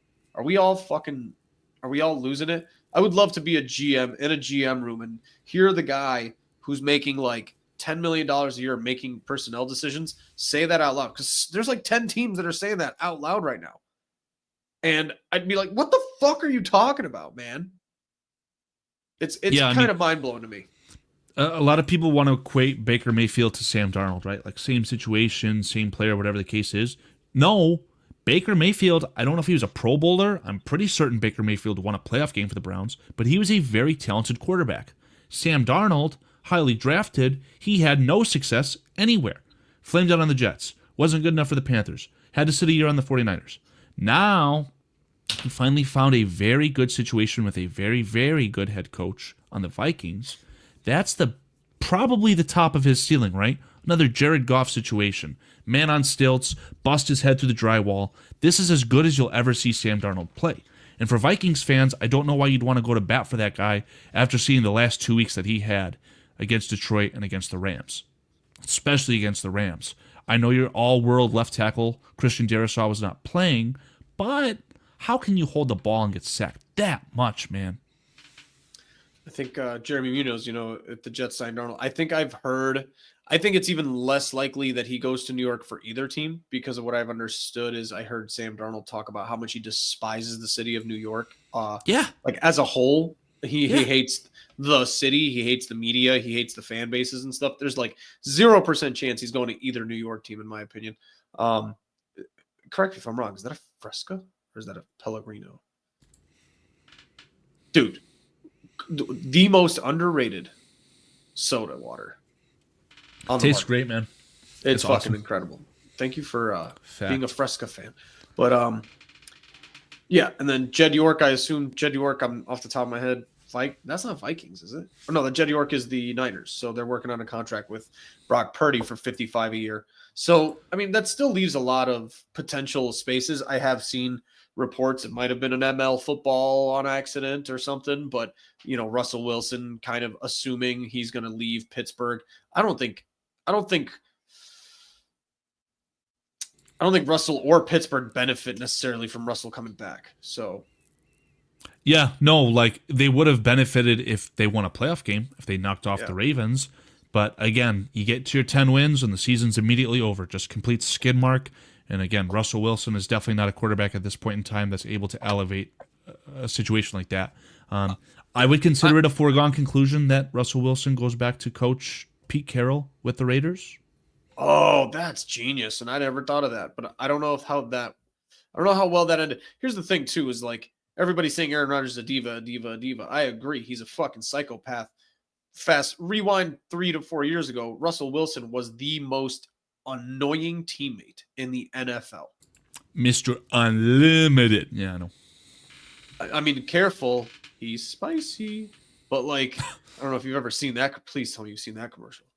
Oh, I have to send you the link to that. Carl, you're going to shit your pants laughing with Russell Wilson. But I might have to pull that up right now. But Aaron Rodgers gets told to shut the fuck up by Mike Tomlin for a year and gets, beaten up in a parking lot by George Pickens and his friends. He might actually shut up and throw some touchdowns in Pittsburgh. I don't know. So, I mean, not that Aaron Rodgers is bad enough to earn the first overall pick, but that stark contrast and clash on paper could definitely result in them, internally combusting and earning the first overall pick just from a terrible season. But I've also heard Aaron Rodgers have glowing remarks from Mike Tomlin, say how much he respects him. I do think it's in the cards. That's definitely a potential destination because Lord knows the Steelers need a quarterback, and they are not in position to get, the best one in the draft unless they made a stupid move. I genuinely think that the Steelers are kind of in that realm too, where you have these really good teams making the Super Bowl, and all of a sudden they're picking the top 10. I get it. The Steelers don't want to be a team that has a negative record. Tomlin's literally never done it right, but they need some sort of really good reboot, refresh, man. Like, you cannot keep piecemealing this together with a really good defense with elite talent at certain positions, key positions, but just a terrible offense. It was ironic because we talk about the trenches. The Steelers sure seemed to fix the trenches, right? But the Steelers had absolutely no good quarterback. They had one of the worst wide receiver rooms in the entire NFL. They have a good tight end, but they also had terrible running back play too. So I'm going to digress on that. Sorry, if I may share this with you really quickly. Please.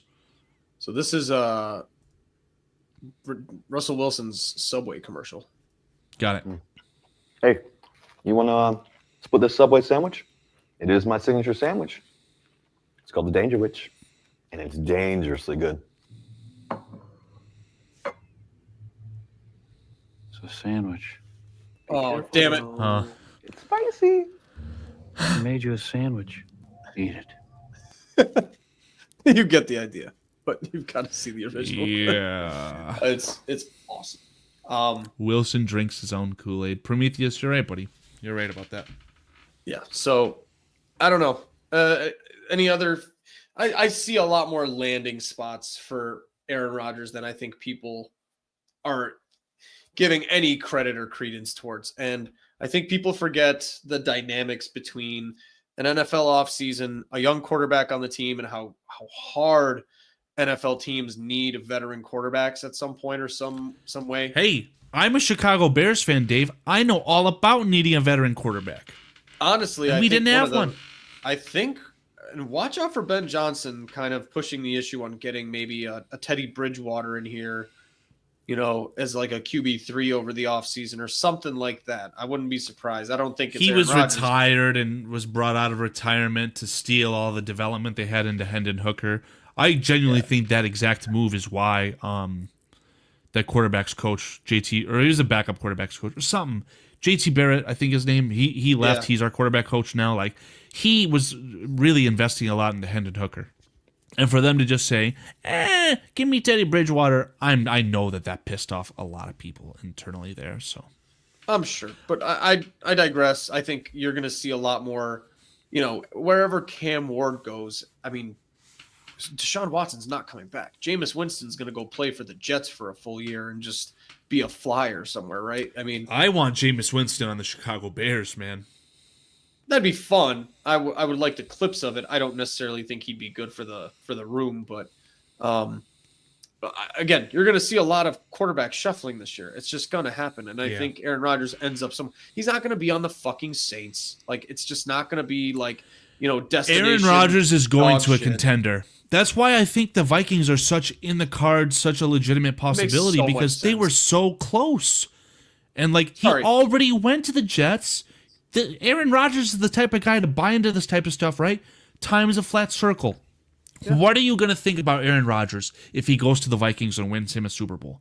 Oh, I'm not just better than Brett Favre on paper. I literally did what he couldn't. He would love that storyline. If the Vikings make any sort of fucking offer, I guarantee it. $5 million a year, $10 million a year. Rodgers will be not only a quarterback, a player on the Vikings, but I think at that point he would outdo J.J. McCarthy, again, Michigan bias, and he's going to be your starting quarterback. I don't know about going that far with it, but I mean, if you include Aaron Rodgers in the Vikings, I mean, that's a team that has 4 potential starting quarterbacks right there.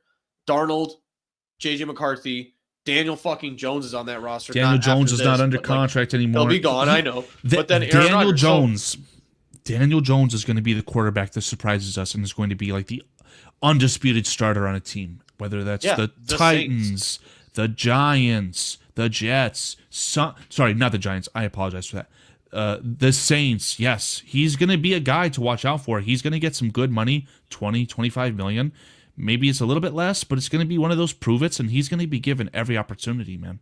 Yeah, I don't know. I think I think the Vikings have an embarrassment of riches right now in a quarterback situation where, and you said JJ McCarthy, if they are locked into Sam Darnold, let's say they sign Sam Darnold 4 year, 30 million a year. I find it more likely you see a crazy NFL trade where the Giants go out and trade their third overall pick to the Vikings for JJ McCarthy and just go with something like that. And then Aaron Rodgers becomes the backup rather than seeing an overloaded quarterback room where it's Sam Darnold, JJ McCarthy, and Aaron Rodgers. I think JJ McCarthy, if you sign Sam Darnold to a 4-year contract, not that JJ McCarthy has anything he can fucking do or say about it, but he'd be pissed. It's gonna be like, you drafted me 9th overall for fucking what? To be a backup and up to Aaron Rodgers me? Think about it think about it the opposite way though. If the Vikings give Sam Darnold a substantial contract, especially if it's lengthy, 3-4 years, that would be a direct indicator that they're not comfortable with moving forward with JJ McCarthy. Whether it's from something that they learned after they drafted him, or just quite simply because they don't believe in his knee, his injury, right? Like, that would be a scary sight for a JJ McCarthy fan if Sam Darnold is retained by the Vikings. I also think what it does, though, is you would do it in the hopes of continuity. And historically, the Vikings, I say this to kind of tie into the tenets of how we like to talk about football.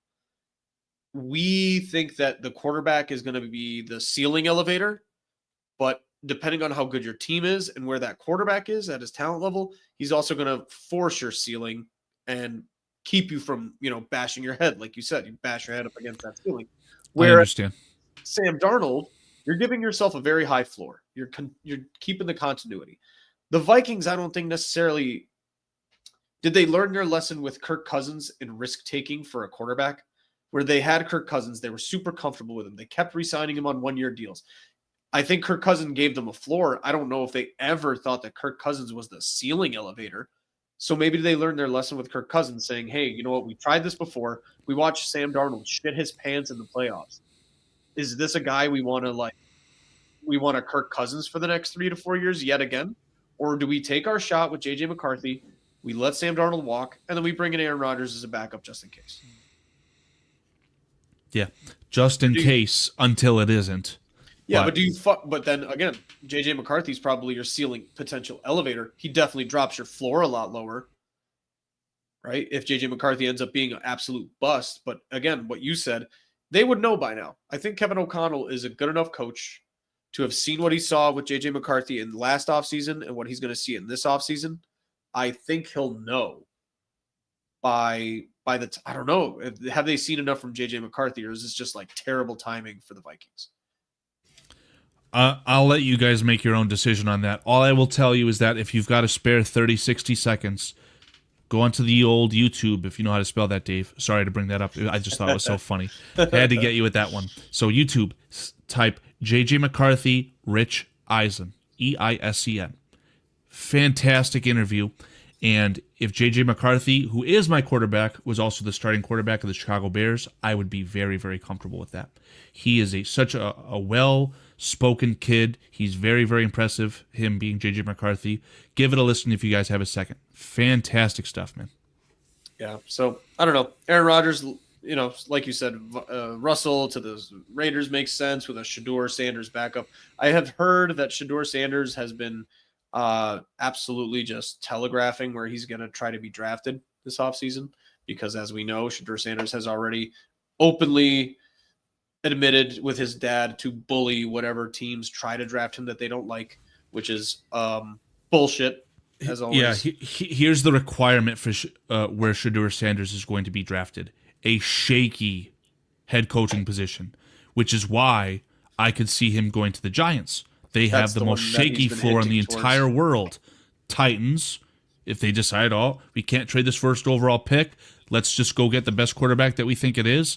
Titans, you could definitely fire that coach too. They don't even have a general manager as I'm speaking right now, it's my understanding. So that's going to be a weird one, but I think that the way that this quarterback draft is going to fall out, or this draft as it pertains to quarterbacks is going to fall, is going to be a big game of who blinks first.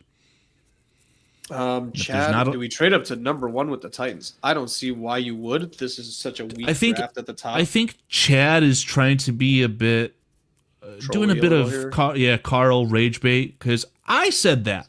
I said trade up to go get him. Him being Mason Graham. Abdul Carter.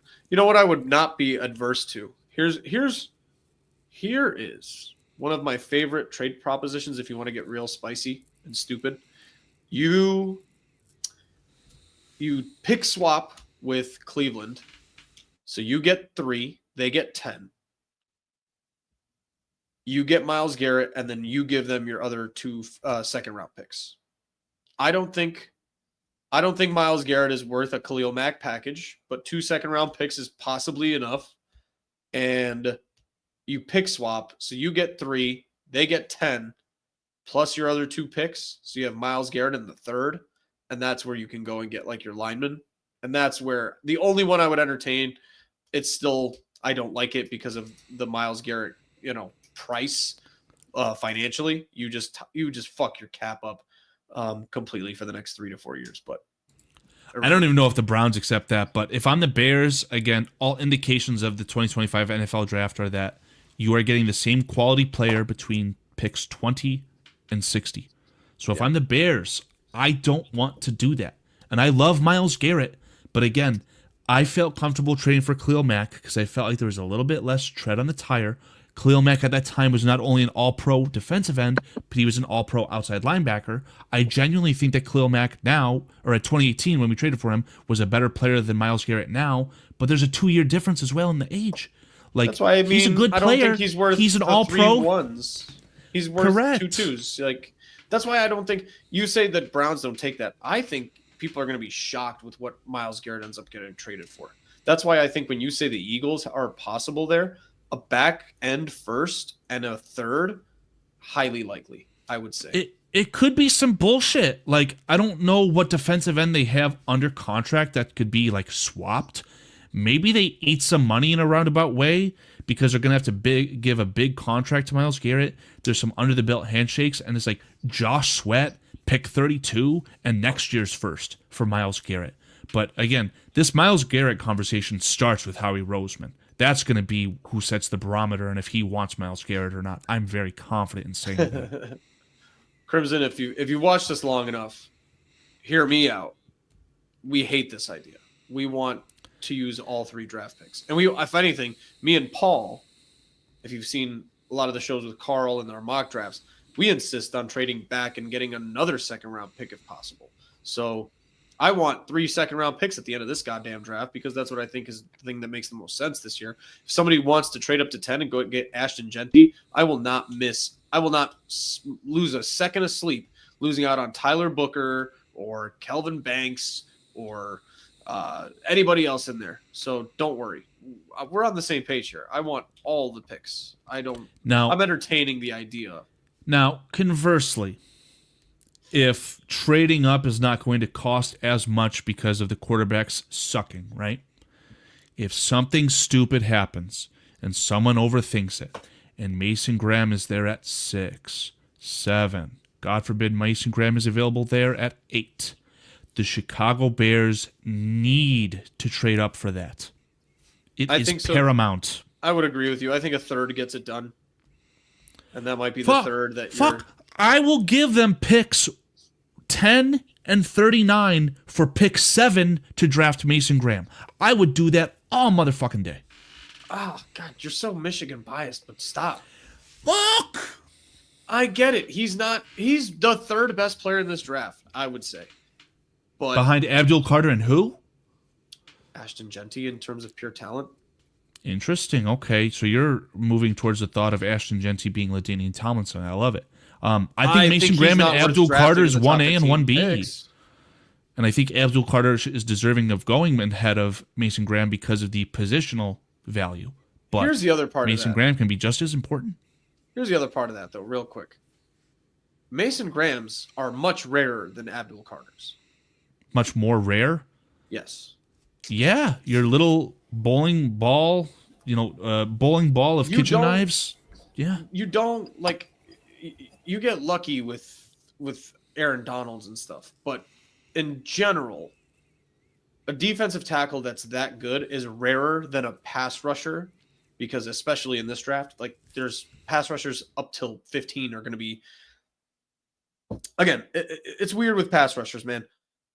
They're kind of like wide receivers. I'm never surprised if the third one or fourth one taken in a draft ends up being the best one that year.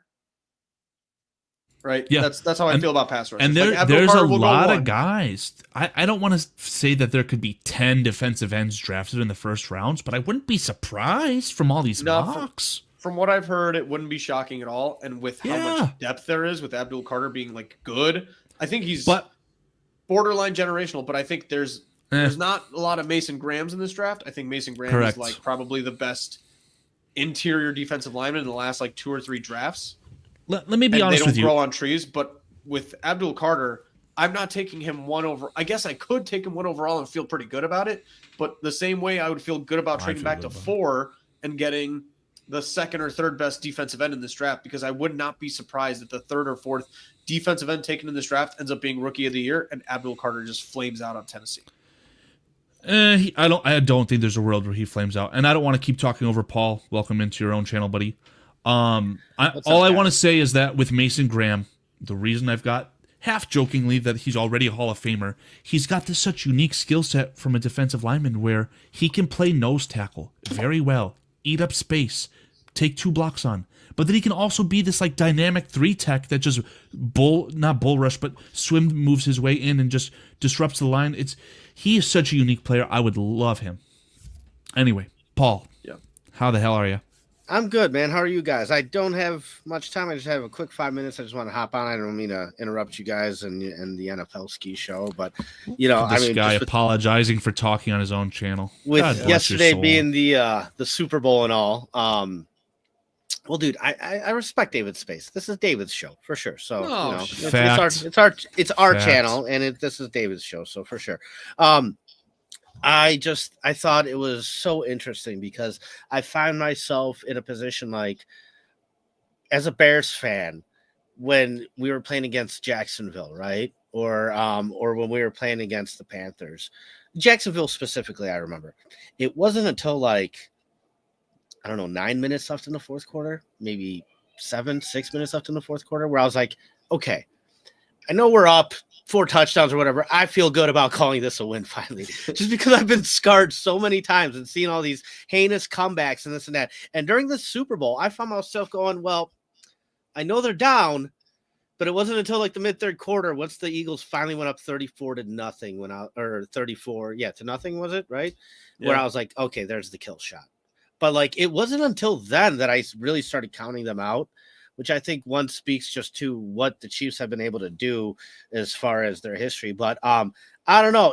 I always tell this to David, and I know he repeats it. I do appreciate greatness. I do like seeing it, and when I see it, I'm not going to just hate people because they're great. But at the same time, the Patriots have been my second favorite team for a while. I've always really loved what Brady did there. I'm kind of happy in a way that Brady still gets to have that GOAT status over Patrick Mahomes. And then I don't know if you could come back from this as Patrick Mahomes as far as like a career being the best of all time type of conversation. Yeah. This one's going to haunt you forever. Like I already made this point, Paul. We're in lockstep. Did you? Okay, here. Yeah, I'm sorry. Yeah, I was at dinner, so I didn't hear you guys. I wanted to inform you, Paul, that both Super Bowls that Tom Brady was a part of in relation to Patrick Mahomes lost, both directly and indirectly. So right. We know who the GOAT is. For sure. And at the age of 43, he beat him. But I don't know. It was a little surreal, the style that it happened in. I mean, I didn't, I could have seen a loss. The implosion, though, I mean, it's just flat out embarrassing, guys. Like, they got embarrassed on the biggest stage of all time. And, I typically would say, okay, well, this is going to motivate guys to come back and do better and this and that. I think the opposite's going to happen with this. I think you're going to really, I do. I think the Chiefs, talent-wise, have a lot of issues that were covered up by the ability of Patrick Mahomes and the ability of Andy Reid. And I think that on paper, that team's not getting much better getting much worse. And it's like, they have dude, I don't not know. drafted replacements very well. They're not haven't. lined up with like superstars in the wings. So you're right there. I had this theory too, Paul. I was kind of like shot down by Carl with that one because I just think I couldn't believe when he said Travis Kelce's absolutely coming back. I thought that was nonsense. I think he's ready to ride out. We said it was kind of a Gronkowski situation. Like I wouldn't be surprised if the Chiefs put him on like the pup list or he retires and then unretires midseason to save a roster spot or some shit. But I guess and I don't know how much of it you could have heard, but we were just talking about like, does the NFL look at the NFL landscape a little differently in terms of like templates for teams because of the way that this happened? Do they stop worrying about like only quarterback? Like, no. Teams are going to start reevaluating and building rosters again. I think in a vacuum, it's overreactionary, but I think that's what the NFL is. They always overreact to whatever just won. Because Mahomes being this dominant for 5 straight years made the NFL just go like, I don't care what it costs, go get the next Mahomes. And it broke everyone's brain. And I think this is going to kind of do the same, not to that extent as extremely. But what I do think it does is it makes the NFL not terrified of Patrick Mahomes finally. Correct. And I totally agree with that, David, because it's one of those things where even I was sitting there going, well, I can't bet against it. I need to see it first. Okay, well, we just saw it. And we just saw it in a dramatic fashion where they collapsed. They're not only beatable, if you attack them the right way, there's a blueprint to really, really whoop their ass. And so you need that blueprint laid out, and you need that success to happen, right? So what the Eagles did definitely 100% will affect how other teams view their roster construction and everything like that. Because, man, if Patrick Mahomes wins another one, then, every team is just saying, well, we just need the next Patrick Mahomes. Right? Yeah, Paul, if you're going to listen back to this episode and do any editing with it, manipulation, whatever you want to say, I laid out the very simple formula that the Eagles followed. And it boils down to, all the Eagles have to do is have the second best offensive line, the best defensive line, a top 5 wide receiver duo, a top 5, the best running back since Adrian Peterson, not top anything secondary, but essentially strike gold with rookies. Like, it's a very simple formula, right? I say that very jokingly. So I still think that after watching Patrick Mahomes literally win a Super Bowl against a very good 49ers roster with the worst supporting cast as far as pass catchers the world has ever seen, I still think it's a quarterback-driven league, man. But that doesn't mean that you have to, go out of your way to acquire a terrible quarterback via this draft. I think that there could be, this could be the chain reaction to the who blinks first argument. And like I said to Dave, the Titans already before this game trying to trade out a first overall because there's not a good enough quarterback to take. Now, maybe they just give it away to 3. They do it for very cheap. And the first quarterback is taken at first overall and not again till 30th overall. I mean, I think Crimson says it well, though, by the way. Mahomes was put on an amazing team, too. Yes. It does take both. Does take both. It's a good team with a exceptional quarterback. That's what allowed Patrick Mahomes to hit the ground running.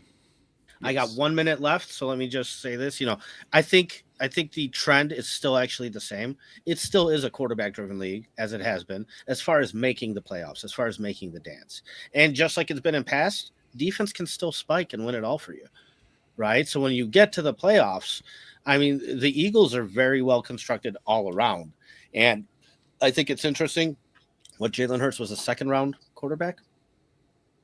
Yep. These teams need to stop overvaluing financially the money that they pay quarterbacks. These teams need to stop overvaluing draft-wise how they move up to take quarterbacks first and second, because you have seen examples of, just like we laid out in front of us, you can do it in other ways that, I don't know, that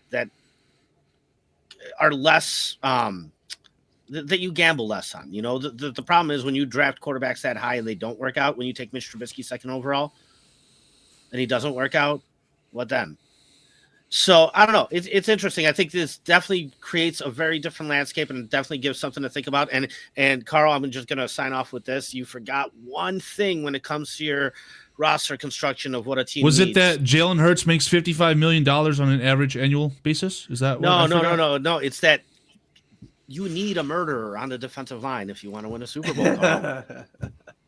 The alleged murderer. Thank you very much, Paul. We've started using the word alleged, Paul. Good. I'm glad Carl's coming until I forget. Until I forget. Yeah. All right. Thank you guys so Hopefully much. Jalen Carter's teammate comes to his senses. God rest his soul. All right. Bye. Gotta love Paul, man. Yeah, absolutely. He's the best. Yeah. So that put a nice cherry on top of the Sunday to end the show. But I do have some key dates that I just wanted to kind of go through. I don't know how many shows we can kind of, Paul, I know you have your evergreen plan still in your back pocket. I'm down to do any week, next week, the week after, whenever you're ready. So I'm down to do our evergreen show with your idea, if you're not familiar with that. Oh, me? Yeah. Oh, you said Paul. You said Paul. Sorry, I think you reverted to muscle memory. Totally fine. Yeah. If there's a point where there's just nothing to do for that week, let's do that, and we'll see how far it goes. Again, it could be a 15-minute thing. Yeah. So we may want to lump that up with a quarterback, not a quarterback, but some sort of tier ranking, whether that's quarterback or something else. I know you said you like those, but I don't want to force you to do a show. No. I'm saying, like, I don't want to. It's not about forcing a show. I don't want to force content that doesn't exist. So I'm down to do whenever an evergreen show with another maybe mock draft 2.0 with maybe a tier ranking, however that goes. So I'm down whenever. But just some key dates I thought of that, I wrote down because I love these key dates in the NFL offseason. We got February 18th, not too far away. Franchise tag opens up. So we're going to What's the first name that comes to mind with the franchise tag? For me, it's Trey Smith. Me as well. I don't know if there's anybody else there that's going to be franchise tagged at that. I think honestly Parsons. Is he? Maybe. But is he an unrestricted free agent? I guess so. I don't know how the tag applies to unrestricted versus restricted, but yeah. Here's the thing about the franchise tag right now. I think Trey Smith is cheaper on a franchise tag than his AAV. So I highly. I don't know what it is because the highest paid guards in the NFL are making $20 million, so that tag would be less. Average. It would be the 5 average. The average of the top 5. That's how that works. That's how that works. Let's see if I can figure that out while you continue to bless us with some dates. You just combine the top 5 guards in the league contract wise, and then you round it out to the average. That's what he gets paid as a franchise tag. So yeah, we have franchise tags open up February 18th. We got February 24th through March 3rd is the NFL Combine. So that might be a time when we kind of do our mock redraft because that stupid event is going to dramatically change the way that the NFL is projecting these guys to get drafted. So that'll be entertaining / stupid. I think the Combine is one of the stupidest things that break NFL teams' brains. It's what gets Anthony Richardson paid. So, it is what it is. Yeah. March 4th is the end of the franchise tag deadline. So anybody who has not been franchise tagged, they need to do so by March 4th. So that's like a 3-week window from February 18th to March 4th. March 10th through the 12th is the initial talks of free agency beginning. So the 12th is when the open window starts, but the 10th is when those bullshit tampering period. Correct, sir. Yeah, there's those weird 3 days where that's why these guys are signed at midnight. So March 10th through the 12th is when you're going to see that. Well, I remember DeAndre Swift being signed a minute into the initial free agency. Thank you for pulling this up. This is, as per PFF, in the year 2024, the highest paid guards in the entire NFL. So, best guard in the NFL, Landon Dickerson, Super Bowl winner, by the way. He's getting 21. Robert Hunt's getting 20. Chris Lindstrom's getting 20.5. So the top 3 averages out to 20.5, right? Quentin Nelson, maybe a bit underpaid, probably not. He's also at 20 million, and then Zach Martin's bringing that down, but Zach Martin's also a free agent, to my understanding, right? So is Zach Martin, is he going to get paid more, and is that going to be what gets injected here? I don't know, but watch out for Zach Martin in Chicago, man. Maybe if we got fat ass McCarthy as our head coach, but he's another I like. don't know. Why would you overpay Zach Martin, who has just as many question marks injury wise, when you could just have continuity's sake with Tevin Jenkins, ideally cheaper? That's where my brain is regarding Zach Martin. I essentially don't want the Bears to touch that guy. Paulie reached his fingers in your little brain and rewired your Tevin Jenkins thoughts. It's kind of amazing to see. It's out of depression. Like, he's a son of a bitch. He needed to earn that contract for his wife and kids, and he chose to play like shit, in my opinion. I'm not a Tevin Jenkins fan anymore because of how much this team needed him, and when we needed him most, he fucking vanished. I'll just say that I watched your Saturday show. Paul is right. He's absolutely right on the continuity side, on the consistency side. If you're going to overpay and reach out and grab Mekhi Becton's at, 80% of the price of a Tevin Jenkins, you may as well just splurge the $15 a year and get Tevin on 2-year prove-it deal. I mean, that's what we're looking at. If I go back down one more here, I think Kevin Dotson at 16. Like, that's where my argument regarding Tevin Jenkins comes from. You're going to tell me that Tevin Jenkins... Is this only top 10, by the way? Yes. You're going to tell me that Tevin Jenkins shouldn't be getting paid as much as Jahan Dotson, coming from a team that thinks that Tevin Jenkins is, when healthy, going to elevate their offensive line from good to great? Whoa. Jahan Dotson? The wide He's receiver? on the... Kevin Dotson, I'm sorry, you got me. Kevin Dotson on the Rams, I'm sorry. But yeah, like, Tevin Jenkins is going to get a 15-5 type deal. 15 million base. If you play one playoff game, there's 1 million. If you play all 17 games, here's another $1 million. These escalators are going to be so paramount for him, and the Bears would be stupid to match it. I agree with you. I mean, I guess you can see this because you know what the funny thing is you're looking at a position of top 10 guards. There's 64 of them in the league, not 32. It's not a... You get what I'm saying? Like, it's not 64 starters. That's what I'm saying. So there's, these top 10 guys with a guy like Jenkins who played both sides. I mean, you're looking at these top 10 prices and they're 15 mil a year.